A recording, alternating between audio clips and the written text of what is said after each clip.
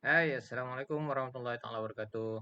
Okey, hari ni saya nak kongsi dengan tuan-tuan, kalau kita buat bisnes dengan kerajaan, kalau kita supply ataupun kita berikan perkhidmatan, di antara hari yang kita dapat order tu, sehinggalah kepada pembayaran dilakukan, duit masuk ke dalam akaun, berapa hari yang diambil? Yang ni yang saya nak kongsikan dengan tuan-tuan. Berapa hari yang diperlukan oleh kerajaan ataupun oleh kita dan juga kerajaan untuk menyelesaikan salah satu transaksi pembelian, jualan dan sebagainya. Ada orang kata, "Uish, berniaga dengan kerajaan ni lambat." Kan? Berniaga dengan kerajaan ni lambat. Dulu yes, lambat. Sebab tak ada sistem. Tapi sekarang ni kita ada sistem e-perolehan dan sistem ni memudahkan kita untuk nak monitor, untuk nak check di mana status kita sekarang. Okay, jadi jom. Macam biasa, tuan-tuan masuk dekat tuan-tuan punya, saya tunjukkan saya punya account ni. Okay. Kemudian, saya akan pergi ke bahagian fulfillment. Saya guna bahasa Inggeris. Fulfillment search.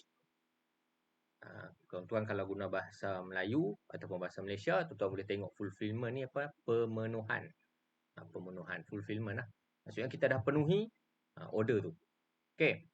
Jadi kita tengok purchase order, kita ambil select purchase order, financial year kita ambil 2021 lah. Takkan kita nak tengok tahun lepas kan. Job tak banyak pun. And okay. Kalau kita tengok dekat sini, daripada mula sekali, yang ni kita dah tulis close. Close ni maksudnya bayaran tu dah dibuat lah. Ni pun close. Okey, ni ada satu pending fulfillment. Tak siap lagi ni. Mereka bentuk hiasan dalaman. Okey. Yang ni, hari tu saya dapat order daripada JPJ untuk membekalkan face mask. Jadi jom saya nak tunjuk kepada tuan-tuan proses mudah. Dan proses mudah maksudnya jabatan kerajaan order sesuatu barang, kita cari barang tu, kemudian kita supply kepada kerajaan. Ini benda mudah saja. Jadi simple. Tak macam yang lain. Yang lain ni kita perlu buat sesuatu lah. Contohnya saya, contoh dia mencetak bahan untuk bengkel. Jadi saya kena buat dulu bahan tu. Saya dapat order, saya kena buat. Dan buat tu, dia punya tempoh buat tu kadang-kadang berbeza. Okay, jadi saya nak tunjuk kepada tuan-tuan yang mudah. Kita beli barang, kita supply. Contoh, kerajaan order dekat tuan-tuan bakul sampah. Tuan-tuan pergi beli bakul sampah, tuan-tuan supply dekat kerajaan.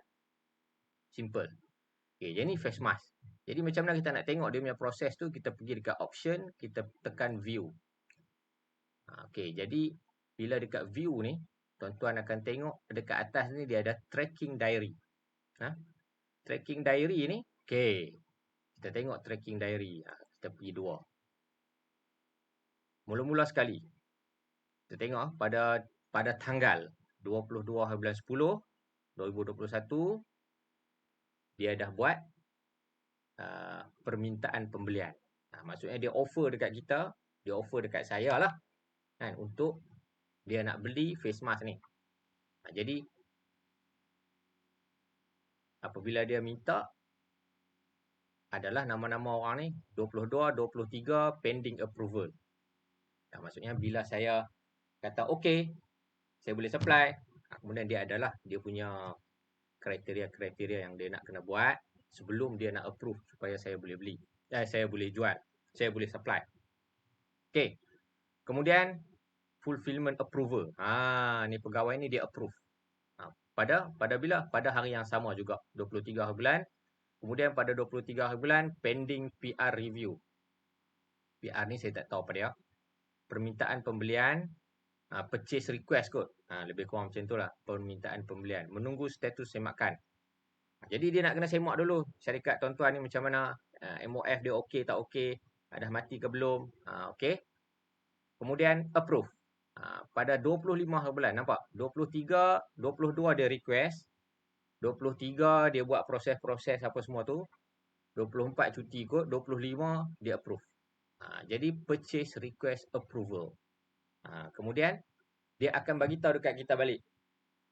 Syarikat ABC, okey, kami dah approve dah kepada tuan. Tuan nak terima ke tak terima? Yang ni dia panggil pending supplier acknowledgement.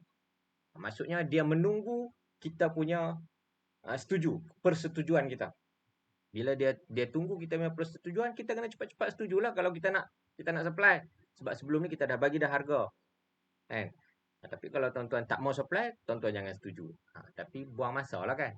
Tuan-tuan dah dapat tawaran ini, tuan-tuan apply.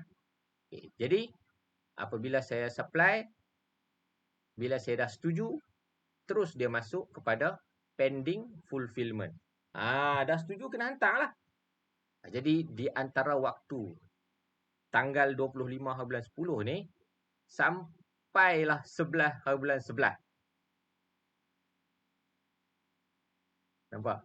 25 hari bulan 10, pending supplier acknowledgement. Lepas tu, pending fulfillment. Faham tak? Sebab lepas tu, pending acknowledgement. Pesanan pada 11 hari bulan 11, saya pun hantar lama lah masa. 25 hari bulan 10 sampai 11 hari bulan 11. Dan lebih kurang dalam 2 minggu lah. Kan? Lebih lah 2 minggu. 11, 10, 15 hari. 16 hari. Lebih kurang macam tu lah. 2 minggu saya pun supply. Kan? Bila saya supply, saya akan hantar DO delivery order. Semua ni dalam talian saja.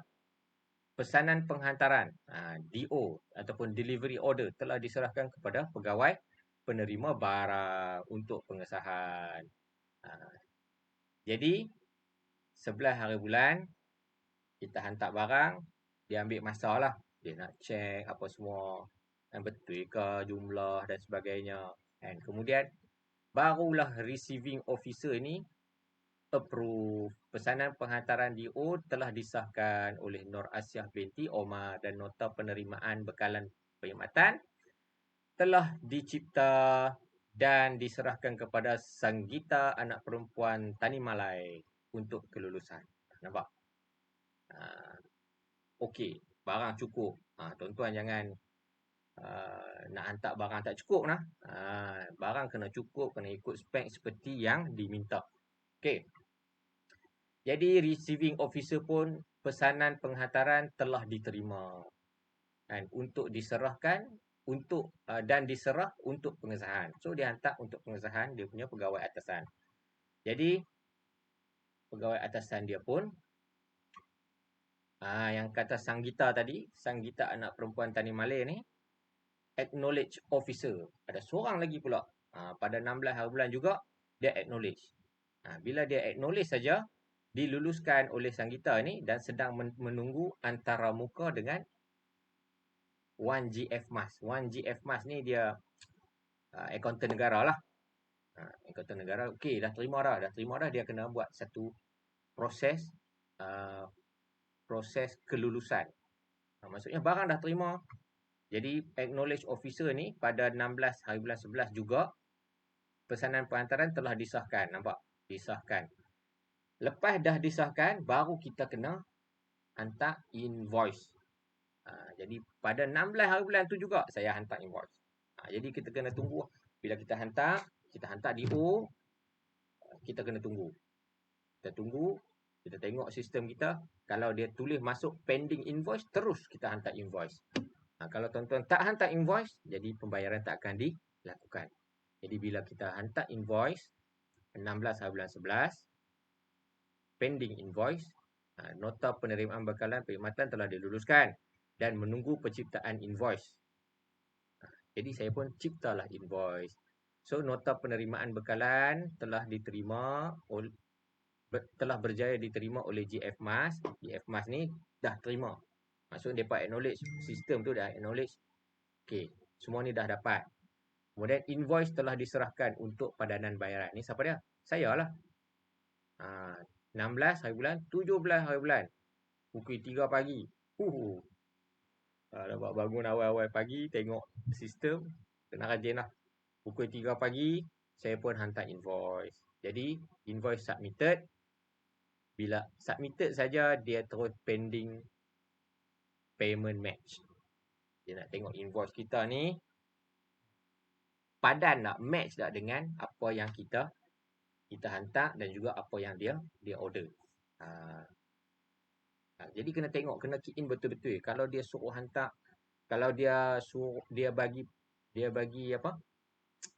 Order jumlah RM999.99, dalam invoice pun kena tulis banyak tu, RM999.99.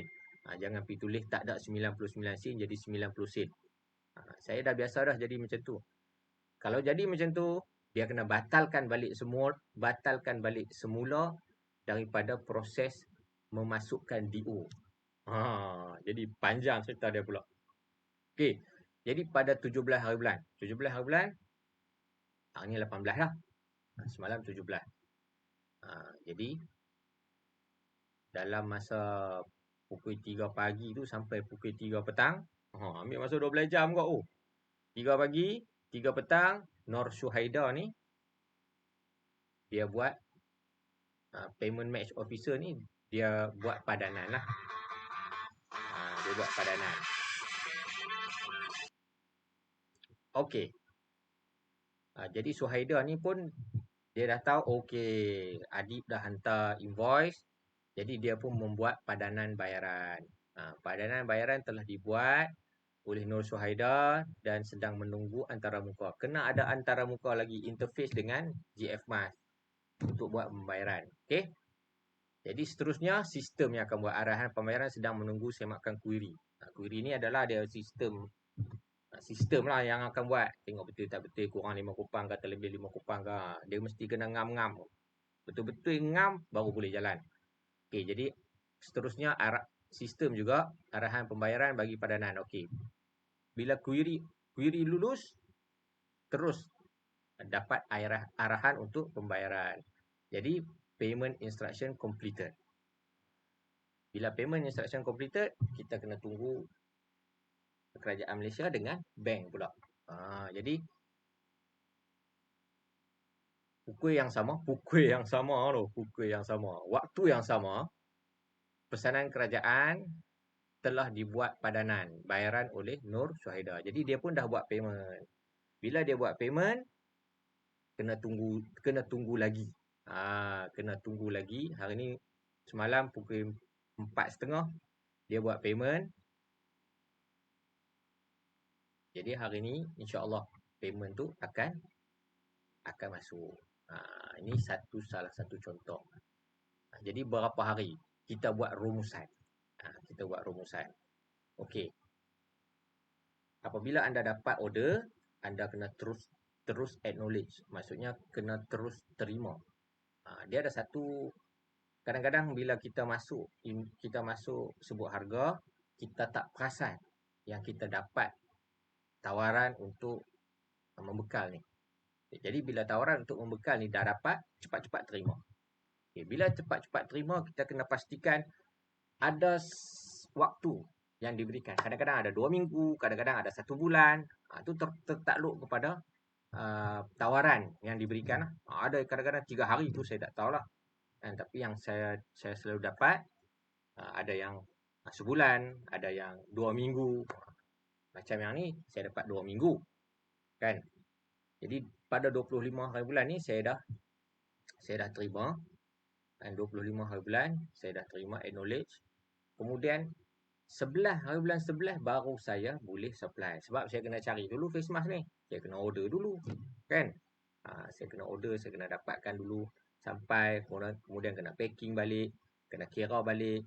Kena buat label-label. Bagi mudah. Pegawai yang terima ni nak kira. Tuan-tuan tak boleh nak bagi berceramuk. Satgi dia nak kira tu lambat. Okey. Antara 11 hari bulan 11 sampailah 16 hari bulan 11. Jadi dia ambil masa seminggu lebih kurang macam tu, 5 hari untuk buat semakan balik. Sebab depa ni ada banyak kerja, banyak barang yang akan sampai. Banyak barang yang akan sampai, jadi kita kena faham. Masukkan tempat dengan label yang sesuai, dalam kotak packaging yang sesuai, boleh senang buka, senang tutup dan tengok dan sebagainya, mereka boleh check. Okay. Kemudian, bila dah okey dah, tak ada masalah. 16, 17, 18. Saya ingat lepas terima tu, lebih kurang dalam seminggu, dalam minggu tu juga dia akan selesaikan pembayaran. Jadi dekat sini 17 bulan semalam dia dah buat pembayaran. Jadi menunggu pembayaran ini disalurkan je lah. Jadi habislah. Lebih kurang dalam 17. Jadi kalau dah sampai dekat pending payment ni, tunggu je lah payment. Okey. Boleh. Jadi jangan risau tuan-tuan membuat bisnes dengan jabatan-jabatan kerajaan ini, sebab mereka pun ada KPI mereka kena selesaikan pembayaran ini mengikut masa-masa yang telah ditetapkan. Okey. Jadi terima kasih kepada pegawai-pegawai keuangan jabatan-jabatan kerajaan ni, kerana biasalah order kerajaan ni banyak kadang-kadang. Pegawai kadang-kadang nak minta selipar lah, nak minta dustbin lah, nak minta face mask lah, nak minta topi lah, nak minta kasut lah. Jadi pegawai-pegawai ni kena cari. Jadi nak cari dekat siapa? Cari dekat tuan-tuan lah. Tuan-tuan yang ada akaun MOF ataupun berdaftar dengan Kementerian Keuangan. Kalau tak berdaftar dengan Kementerian Keuangan, macam mana nak sampai dengan kerajaan, betul tak? Alright. Jadi jumpa lagi. Saya harap video ni bermanfaat. InsyaAllah boleh share dengan kawan-kawan. Tolong subscribe. Tak subscribe pun tak apa. Kan?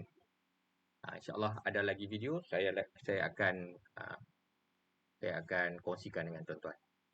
Tulis dekat komen video berkenaan dengan apa lagi yang tuan-tuan rasa bermanfaat untuk tuan-tuan. Jadi insyaAllah saya ada masa, ada kelapangan, ada senggang waktu, saya akan buat satu video macam ni saja, simple-simple untuk tuan-tuan tengok. Baik, jumpa lagi. Assalamualaikum.